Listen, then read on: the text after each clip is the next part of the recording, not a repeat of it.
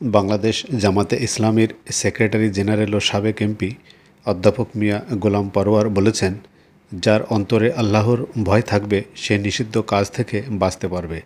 তিনি আজ মঙ্গলবার 11 মার্চ বাংলাদেশ জামাতে ইসলামী খানজান আলী থানার উদ্যোগে আয়োজিত ইফতার মাহফিল অনুষ্ঠানে প্রধান অতিথির বক্তৃতায় একথা বলেন। শিরোমণি খানজান আলী কলেজ মাঠে অনুষ্ঠিত এ ইফতার মাহফিলে সভাপতিত্ব করেন সংগঠনের থানা আমির সৈয়দ হাসান মাহমুদ টিটো। আল্লাহ আমার সাথে আছে, আল্লাহ আমাকে দেখছেন। আল্লাহ আমার নিকটে আমি যদি মিথ্যা বলি, হারাম খাই, অন্যায় করি, জুলুম করি, ওজনে কম দিই, সুদ খাই, ঘুষ খাই, বেপরদা করি, নামাজ ছেড়ে দিই, পরে হক নষ্ট করি, কেউ না জানুক আমার আল্লাহ তাআলা আমাকে জানছেন। যার অন্তরে আল্লাহর ভয় থাকবে সে নিষিদ্ধ কাজ থেকে বাঁচতে পারবে। এই আল্লাহকে ভয় করে সমস্ত পাপ থেকে বাঁচার নৈতিক শক্তির নাম হচ্ছে তাকওয়া। সারাদিন খানা পিনা ত্যাগ করে, কাম প্রবৃত্তি দমন করে রোজা 1 মাস একজন রোজাদার রাখবে।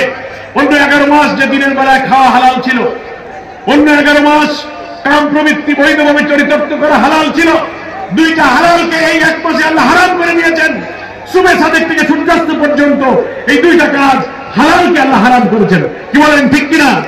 তার অর্থ হলো যে বৈধ কাজ যা তুমি করতে অভ্যস্ত হয়ে গিয়েছিলে, 1টা মাস তুমি এই কাজ বন্ধ করে নিয়ে তোমার এই অভ্যাসকে পরিবর্তন করতে শেখো।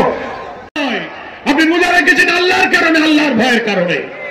সেই জন্য লোভ, ভয়, সরকারও তো আদেশ দেয় নাই কেউ যদি রোজা ভাঙো তাহলে অ্যারেস্ট করা হবে, রোজা না রাখলে জরিমানা হবে। সরকার কি কোনো আইন করেছে?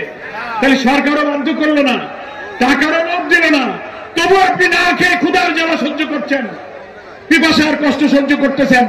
এর পিছনে আর কোনো কারণ নেই, আল্লাহর ভয়।